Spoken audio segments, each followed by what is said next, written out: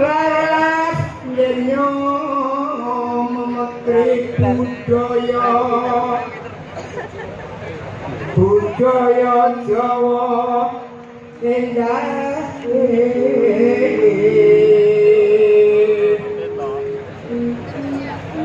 Jono kang budi luhur ya iku mah kami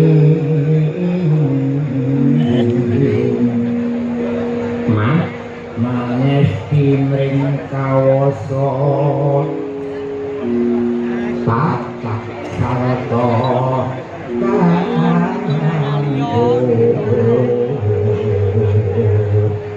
lah rasanira ikhlasno manunggal bangsa untuk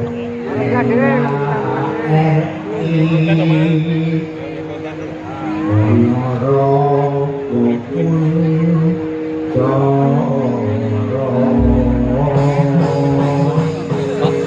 dipun terusaken marang sinom cakepanipun amlani jamanidan nggih saking Srepak rumiyin monggo nggih monggo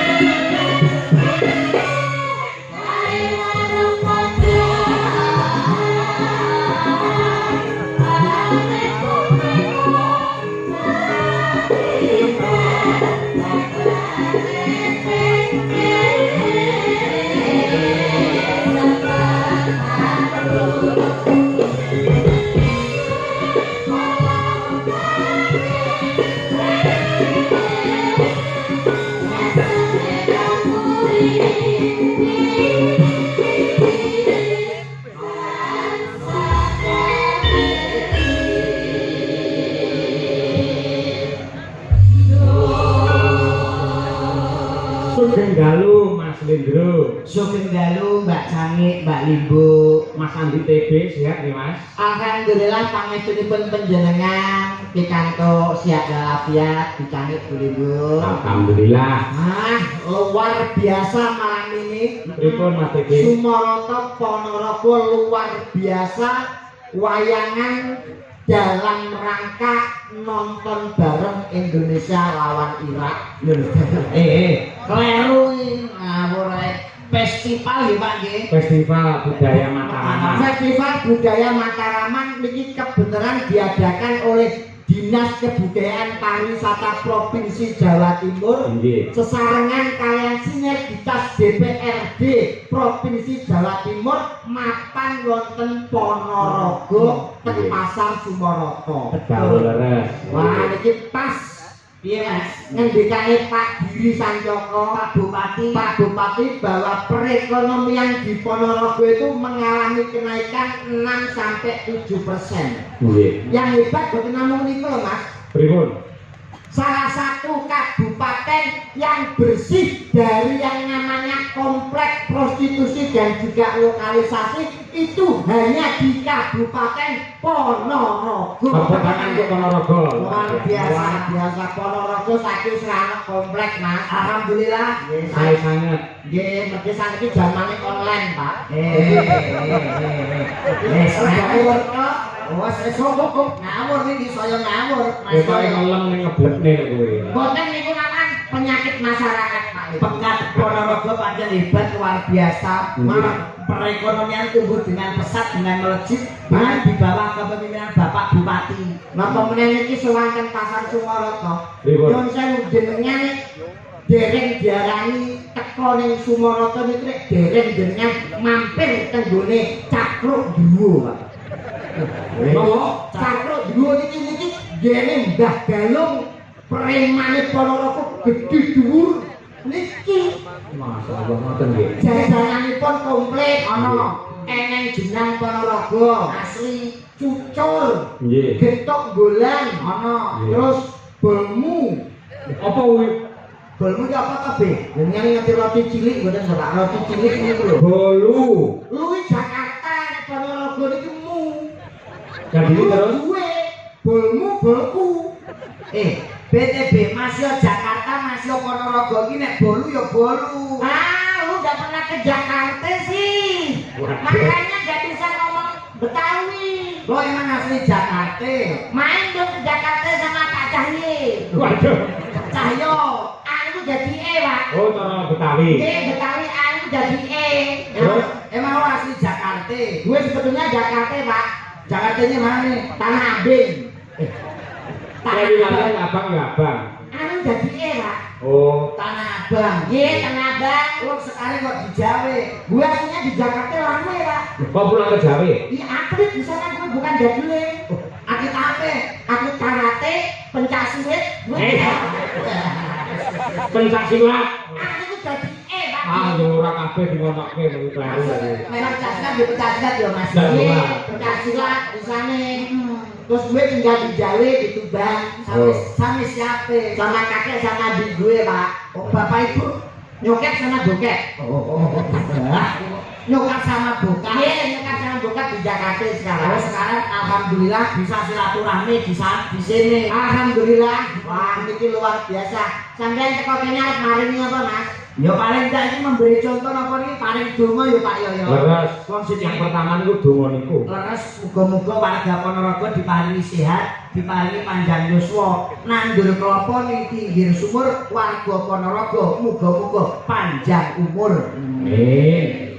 Tuku melon ning dhuwur tampah kabeh penonton saya barokah amin Allahumma. Amin. Nah, ngene iki lho. Yo, kowe ngopo? Ndungakno parikan utawa pantun Pak Yoyo dan saya pamit panjenengan. Pantun. Kula Nggih. nggih siap nggih. Teng Kutha Solo dinane Jemuah. Kabeh warga masyarakat Ponorogo mugi-mugi tansah berkah barokah. Amin. Loh, kena kanggo contoh. Awakmu genten kono apa? Parikan. Parikan apa? Pantun kaya aku mau to. Nandur klapa ning pinggir sumur warga Ponorogo muga-muga sansaya makmur. Ya tak urus sik. Nyuwun sewu. Pripun? Nandur klapa ning pinggir sumur warga Ponorogo muga-muga tambah makmur. Niki cara ngaten iki ndongakno bener napa salah? Lho, nek kanggene kula nggih bener. Sing ngomong bener sapa? Lho, upamane jenengan nyalahke dasare napa kok nyalahke? Ora ana ceritane ndonga kok gawe pantun niku alim ulama kiai kurang menganjurkan. Ndonga gawe pantun niku mulai nyakete bingung. Kok bisa? Saiki jenengan ndonga gawe pantun, imam ning masjid napa mboten bingung? Lho kok iso bingung? Saiki Allahu Akbar. Budal sekolah mangan es krim bismillahirrahmanirrahim main jadu tengah alas pul a'udzu birobbinas iki salat bare jam piro ndonga iku sing biasa sing bloko sutok masyarakat mriki paham Oh, contohnya pripun pamane nek jenengan? ndongane iki yen mugi-mugi sedaya warga Ponorogo insyaallah pinyaringan gagas kewarasan amin adoh saka bilae cedak rezeki gampang anggone golek sandang papan lan pangan ayem tentrem donga gawe pantun Lah sing kula ben indah ngono wae. lho kae cacakane niku wonten Pak Oh, papan ngoten nggih. nggih tadi donga iki kudu nganggo pantun ora entuk tapi ya paling bahagia iki kaya panjenenganipun Mas Dalang Mas Yoyok Mas nyambut gawe iki nek ditunggani karo garwane iki saya barokah cara keluargane sakinah mawaddah warahmah. Amin. Nggih boten Pak. Nggih, leres. Seorang pemimpin yang patut kita apresiasi hanya beliau. Seorang dalang pada malam hari ini pagelaran pimpinannya ya Pak Cahyo, Pak Yoyo iki. Nah, kuwi ngono iki. Gawean sing paling abot ya Pak Yoyo nggih to Mas. Leres nggih. Dalang iki apa? Gaweane abot. Dalang abot sing ngomong dalang abot coba aku ngene. Dalang dok. Oh, 80 juta. Kare 100 juta abote kon ndi? Sing aku sing protes. Sing jenenge dalang iki wis saka sirang nganti tekan ngisor kabeh kerja lho, Mas. Iki mikir, mripat nyawang wayang. Nggih. Iki ambekan nggih irung terus lambe omong sengi utuh, suluk sengi utuh. Nyuwun sewu kabeh mikir mripat ngawasi. Ha. Tukang kendali apa ora ngawasi? Tukang kendali itu boten ngawasi ngiringi wayang blesek Pak. Lho mboten niku tok tangan kula sewengi ngubahke wayang sabetan iki ya Lah kosong. tukang gendel apa boten obah tangane? Nah, niki sing beda.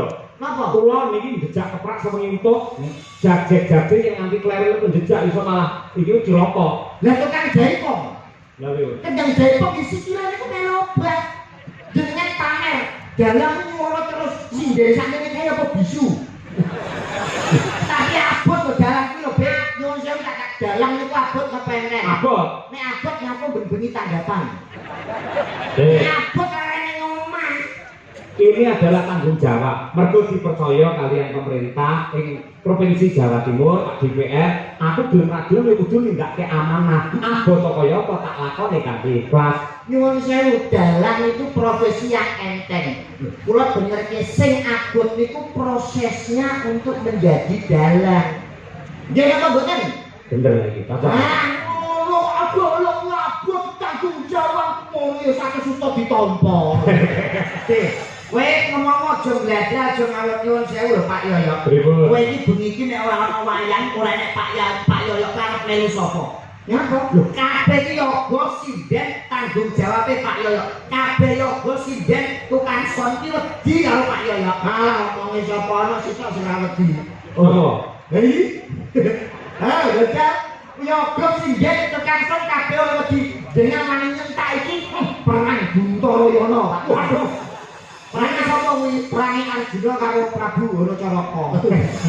Niwata kawaca. Ah niwata kawaca. Wong kowe iki lho, nek ora nek Pak Yoyo, nek ora nek wayang kuwi arep melok sapa? Bengi iki bayaranmu iki Pak Yoyo sing nyekel, sing gawa iki Pak Yoyo. Lah dari sapa? Sing bayari ya tidak sampe satu budaya Jawa Timur kok. Pak Yoyo itu perantara, ibaratnya kaya bank. Lho maksudnya bank iki setel ning Pak Yoyo diweni ning aku. Iki ra berhak apa-apa. Sik, saka panitia diparingi aku to. Nggih. Upamane ora tak paringi jenengan lak rentuk rezeki. Nyuwun Bu Kesi. Wani Bu Kesi. Bu Kesi tak omong jatah TB aja dimene Bu Kesi. Mending Bu Kesi manut karo aku Ora mungkin iki biyen pilasanku kok ora mungkin. Ngawur-ngawur. Bu Kesi, kok sing tau iki ora nyawang karo gebakmu. Kowe gantenge kaya ngono mosok Bu Kesi cantik suarane apik kondak. Mosok gurung gemuk kaya sampean ora. Pak kula ngomongi nggih. Napa? Ganteng elek niku nek rabi sing digawe ora sirahe. Lah kan liyane. Ini kudu paham iki. Nggih, ning ndase tetep kanggo bae. Kok menyek kok kudune sing introspeksi iki diri iki kowe awakmu. Nyapa? Mbak Kesi wong antek seneng karo kowe ora ngilu jutokmu wong raimu koyo boton tah. Nggih mboten Mas. Nggih. Lah kowe kok sombong nyuwun sewu lho nek Bu Kesi kali bojo kula sing sami iki nggih tebih bumi langit. Ayu bojone jenengan. Loh kok bojo kula nyuwun sewu titele Bu Kesi niki napa? Magister seni. Halah MSSN. Bojo kula niku titele SPDMM. Sarjana pendidikan magister manajemen. Sing ngomong sapa? Lah niku SPDMM sekolah kedodil mergo meteng. Oh. Jadi aku pacaran 2 wulan bojoku meteng 3 wulan. Ini jenenge ora enek digo contoh. Tapi kebersihannya patut diacungi jempol, Pak. Bersih piye? Bojo kula niku nadyan kelek nyuwun sewu mboten sombong. Nggih. Nek kemui nggih banyu lakuan. Lho, bojoku lah Bu Kesi paling kemui banyu pan, banyu sanyo. Bojo kula kemui banyu lakuan. Raduse gawe Fanta. Lho, aduse iki gawe Fanta, raupe gawe Sprite. Cawike gawe ale-ale, Pak. Jadi perang-perang duwe direbung semut. Bawa kelirano. Tapi legi rasane. Wes saya kocok kowe iki. Bete lho sakandan karo iki lho. Bojoku SH iki, Pak. Apa kuwi Lucy Brahman SH. Sarjana hukum. Son horeg niki ya. Kowe ya aja ngawur iki bengi iki danane ning gone Mbak Lucy lho, iki malah nyepelekke. Ngapa? Lah iki Mbak Lucy bayaranmu tanggung jawabmu ning gone Mbak Lucy mbok nyadarani son horeg. Aku muridé Dayatno. Ora diwedi nek karo Lucy Brahman peh. Nek bengi dodol mari Mas sakniki. Lucy niku SS ini awan PNS. Bengi nyinden kayak dodol mari Mas. Maksudnya mari Mas iki anggere wong lanang liwat. Mari Mas.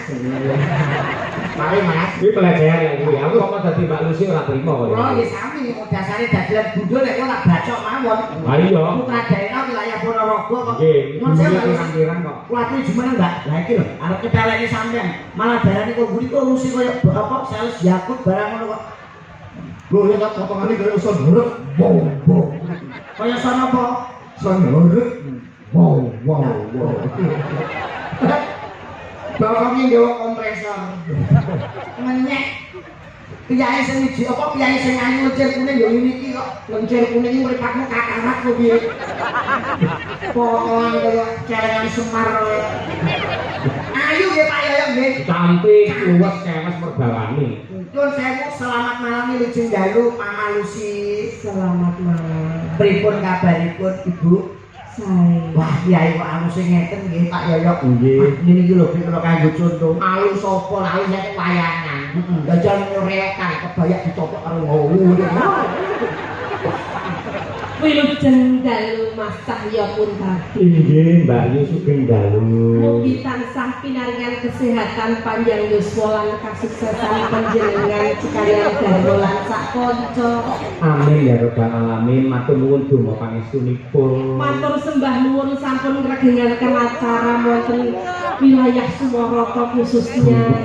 Kami mewakili warga masyarakat Ponorogo luar biasa. Merupakan suatu kehormatan matur sembah nuwun. Nggih, semanten ugi kula ngaturaken panuwun dumateng Mbak Lucy Brahman. Mugi-mugi tansah pinaringan sehat walafiat. Dawa sami-sami. Panjang yuswa, murah rezeki. Amin pangestunipun.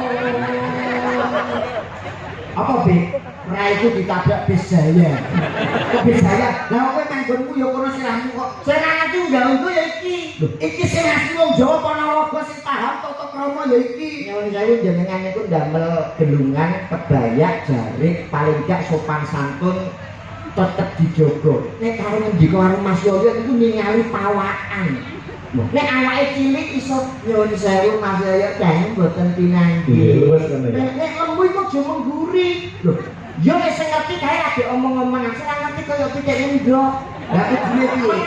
Nyuwun sewu Mas Yoyo pripun tawarsipun. Lah mboten pinanggih lho Mas. Mengarep.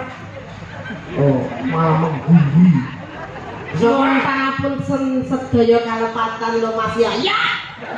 Kok bilih kula wonten klental kencunipun tembung wonten dalem menika. karo sembah wong sampun kegengaken wong menika. Mbah lu. Kaya nonton. Matur suwun. Sadar kene copo lho. Aja bater-bater. Lah kene iki yo ora bater-bater bayarno kok mesti musik ono apa mesti. Lah kene contoh yo niki wong iki boyo bangga di bojo kaya Mbak Lucy ngeten iki lho Mas Yoyo. Wong lanang iki nek di bojo kaya Mbak Lucy cerdas, pinter, PNS, tur bengi setiti. Lho, bojo iki boyo kaya Mbak Lucy ditukokne gelang niki lho. Tenang bojo lemung kuwi ora dingoni yo panggah gede segede.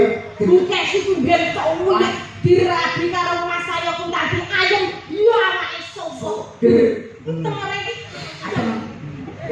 Ayem apa? Jangan melihat dari fisiknya tek diopeni terus ayem. Justru ngaten iki nyuwun sewu awak lemu niki malah sing tekok bojone. Lho kok iso tekok lho? Mesti duit dul dikene kabeh. Ya toh? Entuk blonjo, entuk bayaran gaji dikene kabeh. Mulane wong wedok rusak mergo panganan apa ditukoni. Salah koyo ngene iki lho ngono kuwi tengere wong lanang sing gelem moyake wong wedok dem. Kok tenan Pak Cahyo kuwi seorang suami yang setia. Piro kaya-kayane Mbak Kesi dikasih. Ora kaya kowe. Rupane kaya kuwo.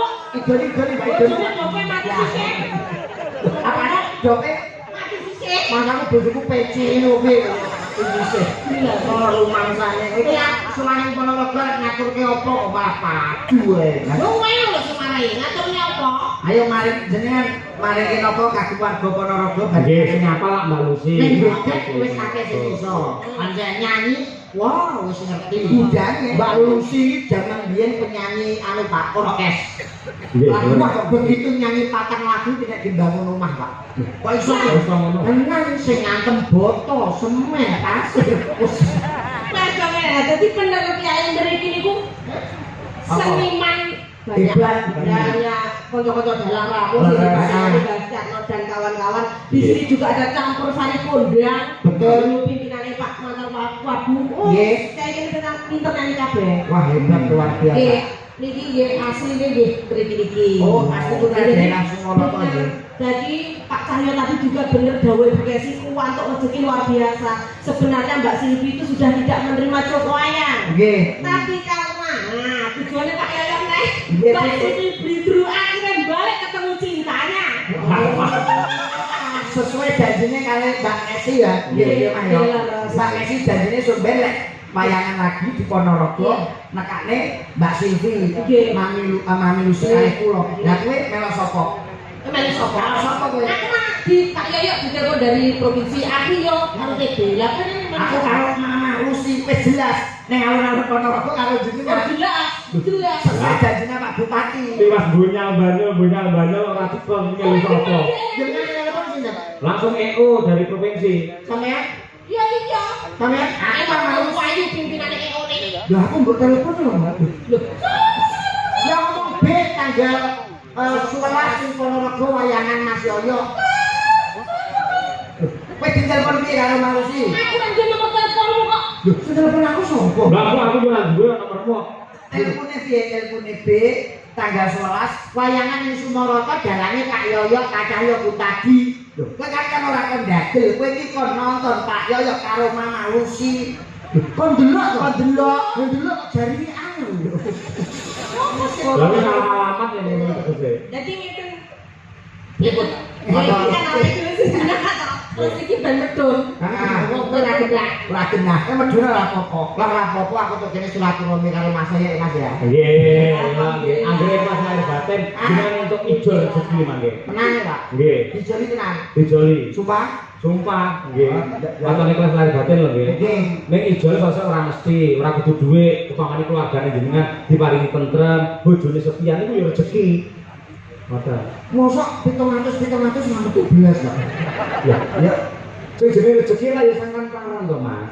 Ora mesti ngono kuwi. Lah, rezeki itu diajak angkat judul rezeki fakturan nomor iki sing ngatur Nomor barang. sing ngatur Gusti Allah iki Pak nggih. Nggih. Wis mungkin kok ganti. Amin.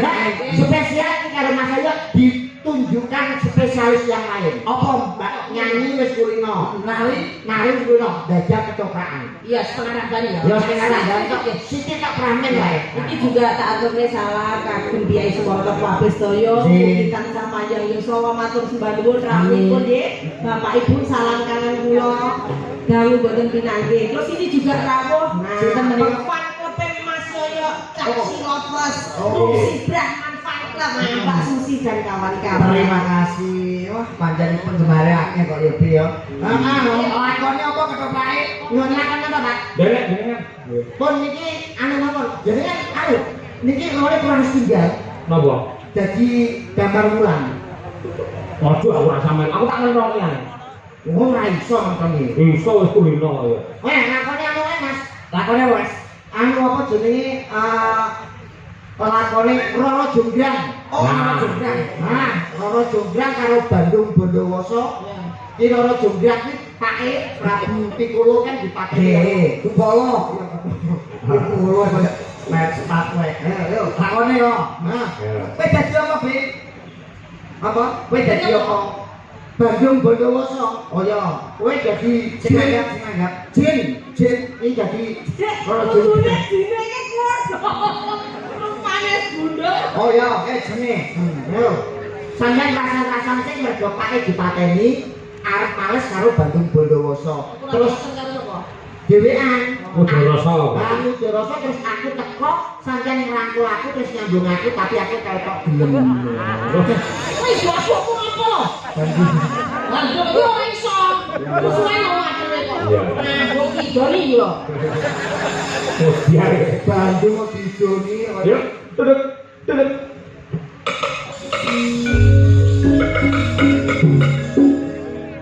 Jagat kakon peteng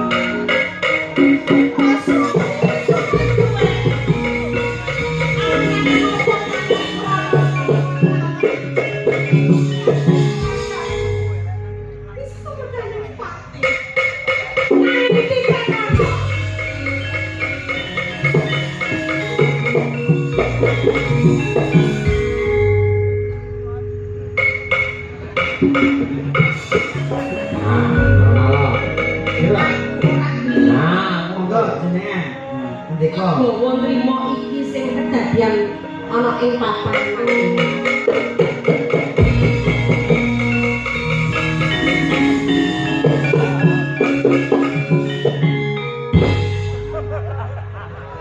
Takut-takut masalah bakul bakso kok piye? Ndangangi kentongan. Pertuan wedane Mbak iki Jonggrang iki ben ngomong Jonggrang, aku sing teko Jonggrang.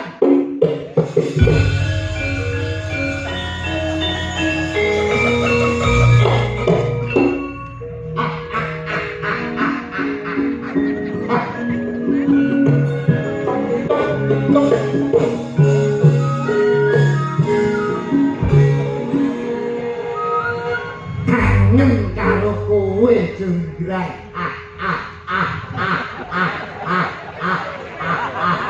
Guyu sarang-arangan. Lah, tak sengaja teko ning papan kene aku kangen karo kowe. Katokmu isih tak simpen. Masa langsung koyo ngono. Jonggrang kok futsal kok niku kedare kaya Jonggrang rada nyimpen iki lho, Pak. Coba to sabangen. Bandung Bondowoso. Jonggrang. Ini bangune kocok iki. Nyapok iku. Ora nang Bandung kabeh ngono gede. Wajah teman-teman sikil muluk niku. Lho, bolokane kurang siji. Iki bagi buntut to, buntut bahmu ngono. Iki yo sikil, iki kok wah yo yo. Bandung kok kate bisa. Jonggrang. Sepet-sepet saune mentah diempet-empet saya ora betah. Aku teko ning papan kene tulung ladenono katresnanku ya Jonggrang. Wong ora ngilu karo ditoke dhewe. Ya kok Supek nyawang rupane Bandung. apa aku kurang elek? Kurang bagus. Kurang aja kurang elek tak ngono. Dadi wong lanang aja sok kegeden rumangsa. Dhewe Pak, Apa? Iki lho sing iki, Pak. Seribu gamelan. Lah kok karo Mardi kok gamelan. Jeneng apa? Pak Gandrung bengi iki gelem ora gelem kowe jombrang. Rukun Islam. Gandrung peling iki lho. Sing roman-roman kan akeh. Karo ku ben iso mualaf lho Pak. Sinebut pahlawan putri. Alah bocah lagi kaya kaya kaya. Pantuk aja kurang ajar. Alah pertama. Kesuk salam. Sing kuning mustika tubang. Aja kaya ngono bedok, aja kaya ngono bedok. Kurang ajar. Terus aku gak kurang. Alat mojo kaya pike jago karo babon. Terus aku nek telak ngono. Rasane kaya kok Bandung. Aku tresno karo kowe wong ayu. Masuk kukute jagat aku ora bakal nampa katresnane Bandung. Sopo iki? Mbakmu iki. Biombang. Aduh, kangen karo kowe Biombang. Gandrungnya gerakas lho. Kangen kali mbane, Pak. Oh. Putra Kanjeng Sirolawe. Ayo ilingo Bandung. Apa dadi? Aku ora bakal nampa katresnane. Oh. Sampeyan ilingo Bandung. Bengi-bengi njaluk kemut. Ya, kok budek. Emot ki eling. Oh iya. Waktu ku kecil aku tak tahu yang aku kira aku sendiri tidak tahu nanti. Alah, wis gelem gue. Aku belajar berpoin. Suka ngene apa suka lho. Yo prangko Jonegoro. Manut to yo wong ayu. Bandung. Upama kowe kelakon dadi bojoku kowe bakal nyuwun apa? Yo 6 bulan. Yo Ngomong kowe.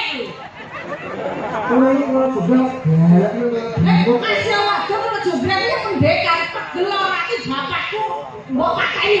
gendang kuwi. Dendam aku. Alah bindangku bapak wis tuwa ya seneng asma. Ayo wong mati saiki entuk beras akeh. Wes Bandung Yo iki. prangko Jonegoro. Mau Bandung mah. Bebel. Iya, kita bawa di bebel. Mirakmo. Wah. Kamu nasi langit kamu ayo. Bandung sore ora sambut terus milih nek ngalam dono. Buat nasi. Aku mau tuku kapan? Burung.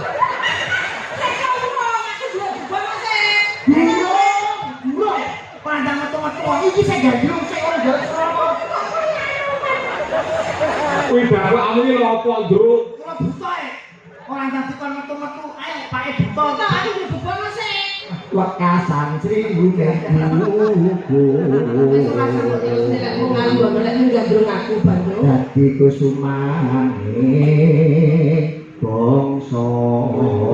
Kowe pancen nyoto-nyoto tresno pengen ngepek bojo aku tenan. Tak rewangi pecah dodong tayu bilah tresno karo kowe iki Bandung. Pancen nyoto-nyoto kowe pengen ngepek garwa aku duwe bebono. Kowe minangkani apa ngono. Bebonomu apa wong ayu? Ngono ya Bandung. Heeh. Aku gawekno anak cacahe 1000 Bandung.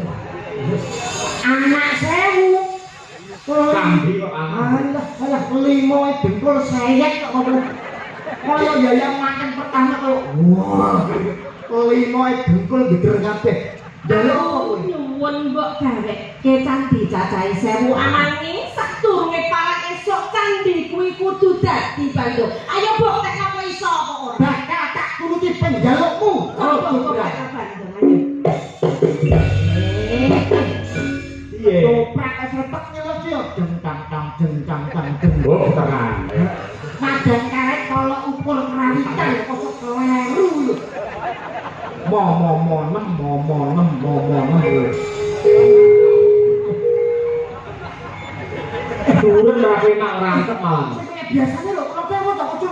sulit wandiku. Deng teng teng deng dong dong deng.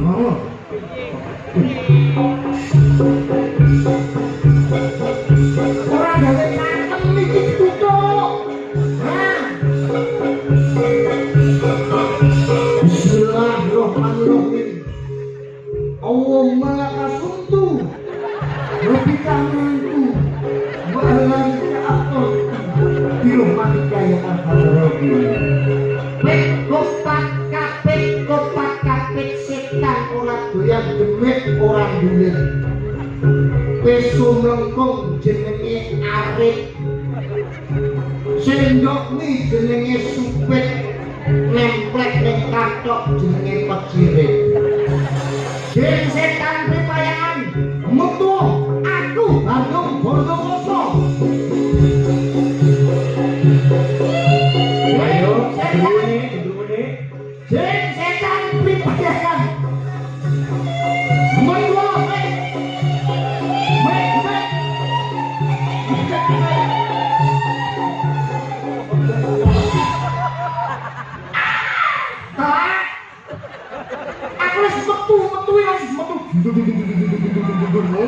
Amat ya, nih. Setan banyak dolan demit orang demit.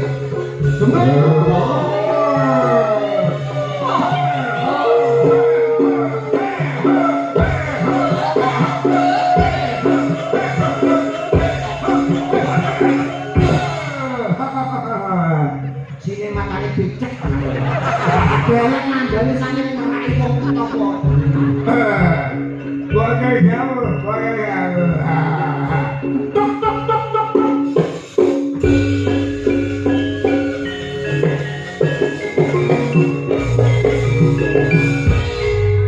Astagfirullahaladzim. Ujung kok kaya ono apike. Ini iki ngangge sangka. Pun walap sing kaya jauh. Bun injang gedawah sonten kula benjang derek sinten. Lamaran kok piye? Aku njaluk tulung ya, Cing. Kula apa ya? Calon bojoku gelem dadi bojoku nek njaluk candi akeh sewu ning suwengi kudu dadi. Aku nek matur karo Gustiku Jin sing paling ketuane Jin. Sanggup ora, Jin? Sanggup ketua Jin? Ketua Jin?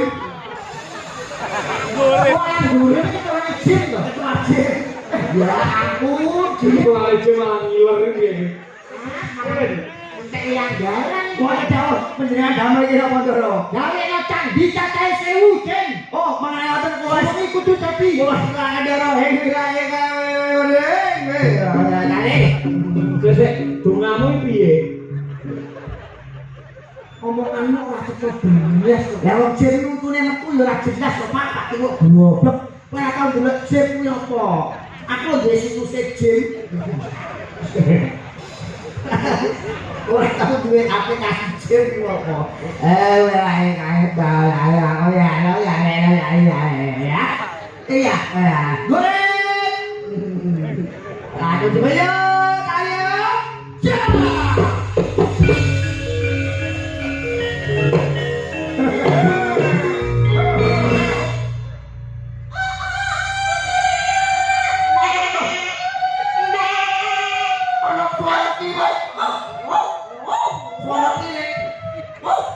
Itu pikir di mana kirek suara pirek kan para esok sembarang suara pitik derok wes random kok duruk sampo derok wes random joglan salah ini joglan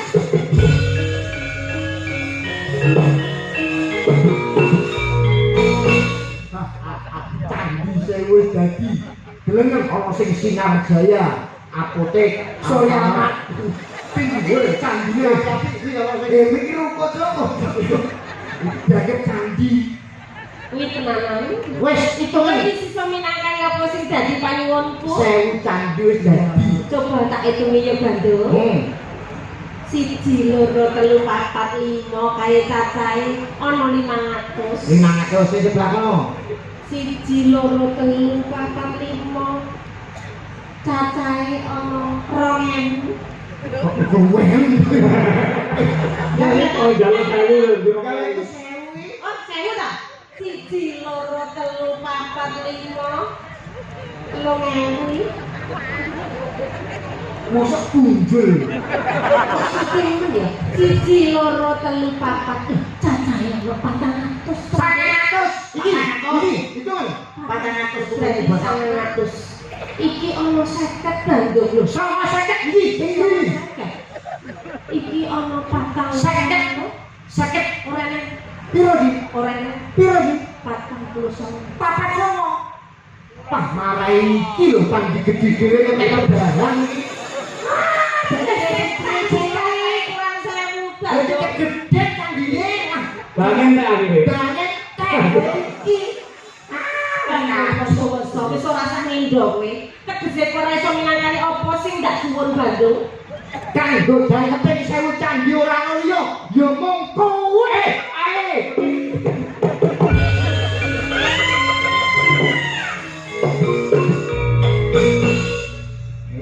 Gareng roko. Gayamu koyo ngono, lek dipatung kowe rasane. Kalau candi 1000 kalau jumlah kon dados. Kon dados ya. Ah, aku iki dadi buta malah ngosek kok metu. Bodolan itu nang kowe. Iki jalan nang Satu lagu Mbak Lucy Brahman, monggo derek jenengan. Nene. Kurang ajar iki nek omahku dhewe kok ndulak. Isin aku didelok tangga-tangga kuwi. Iya. Kowe jenenge ra iso kan ajari karo aku. Ndulak kok ora ngambung di sana. Mbak, ngobrol kan Ini Nur Sewu Pulau Asrin dari Bumdesma Kecamatan Kauman, permintaan tembang Lintang Asmoro atau Tombo Kangen. Dari Bapak Pak Camat Kauman, Pak Tony Kristiawan. Terima kasih. Wah, Lintang Asmoro ini musik ya Pak, apa saja? Lu gamelannya apa-apa iso. Sing nembang kari iso apa ora.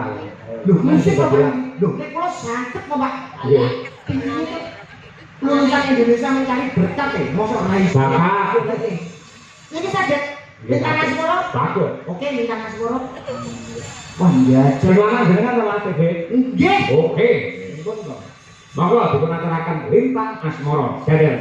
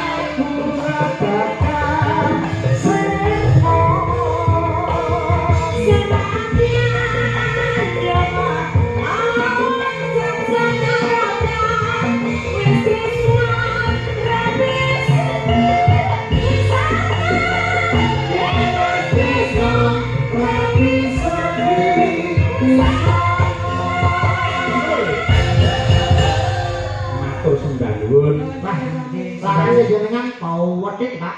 Nggih, wonten kados mekaten. Semarang, Pak iki. Nggih, meh nggih. Ugi ngaturaken sugeng rawuh dumateng keluarga besar saking Taman Budaya Jawa Timur di Surabaya. Nggih. Mas Bambang DS dan kawan-kawan ngaturaken panuwun. Insyaallah benjang dipunlajengaken dengan event yang sama nenggih Festival Budaya Mataraman wonten ing Ponorogo. Ning wilayahipun dereng dipun temtokaken tanggal selangkung Oktober Mas Titi. Oh nggih, siap. Lah kangge njenengan wekdal mangke kalajengaken wonten ing goro-goro nggih Mas. Siap. Monggo tak mbatekne gelaring crita. Monggo. Sugeng lenggah dumateng para pamirsa.